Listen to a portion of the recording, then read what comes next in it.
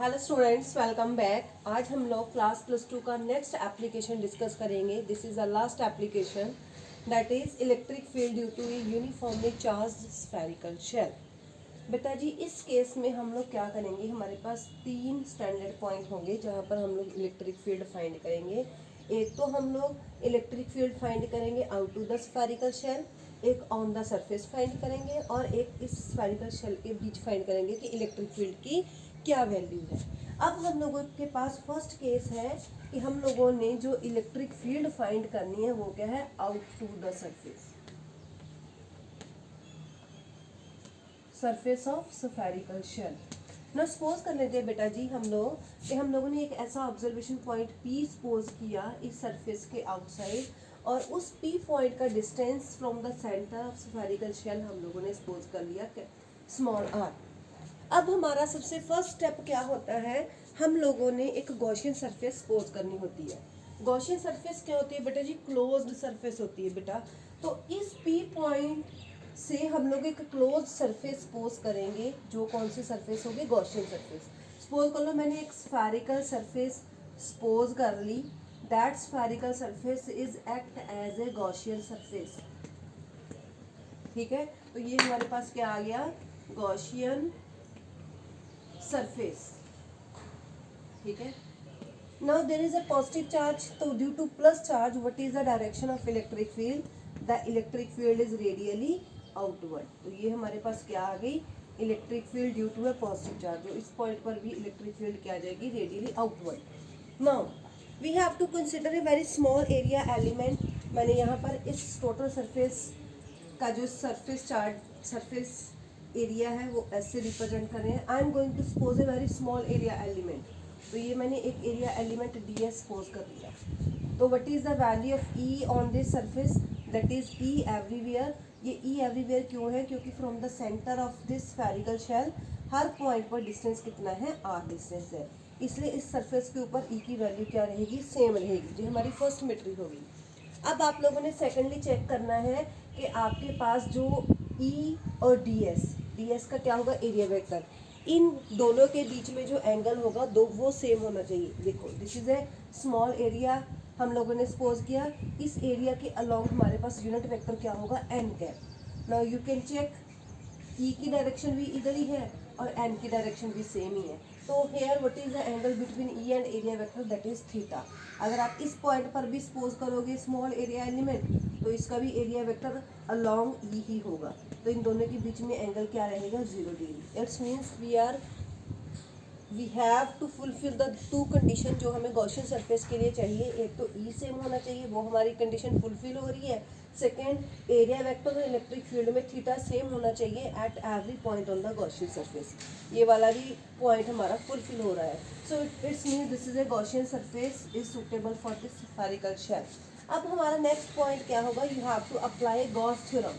हमारे पास Gauss theorem क्या होती है बेटा जी, this is closed EDS cos theta charge enclosed bye Gaussian surface divided by epsilon not. Is it okay?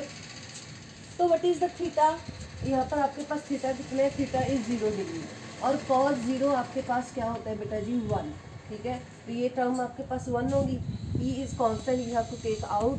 तो ds आपके पास क्या है, this is the line, close line integral of ds। तो आपके पास इसकी इंटीग्रेशन जब आप करोगे तो आपके पास क्या आ जाएगा, इसको इंटीग्रेशन करोगे E into S is equal to Q by epsilon naught.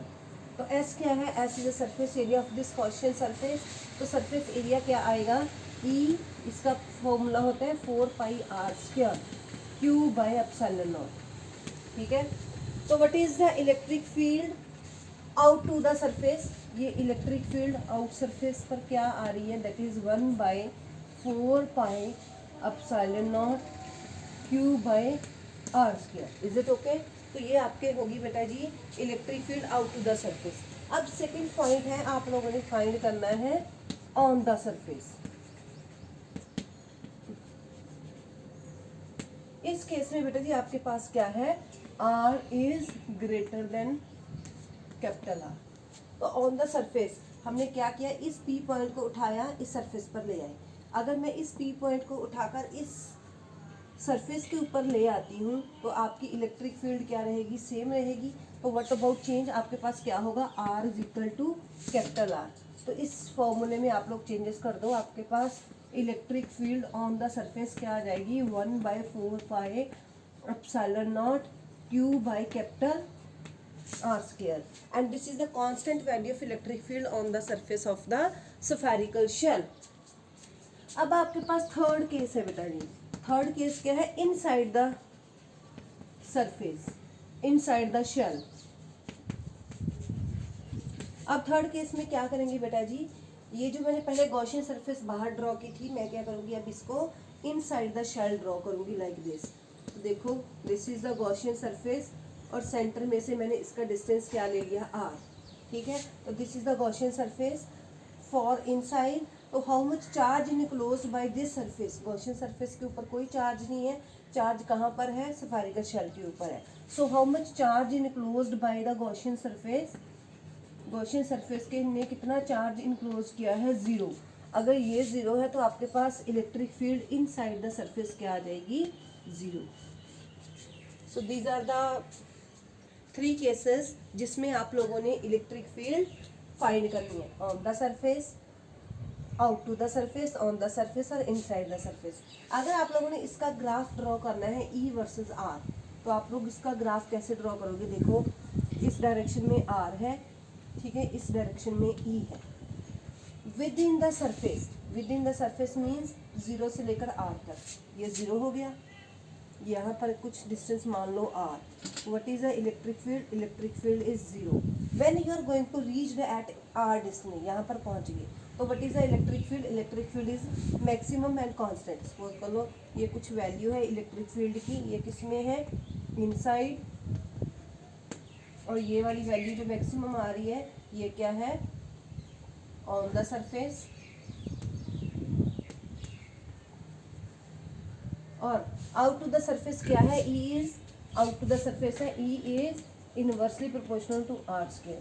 तो आप जब बाहर जाओगे सरफेस तो आपकी इलेक्ट्रिक फील्ड क्या आएगी, दिस इज।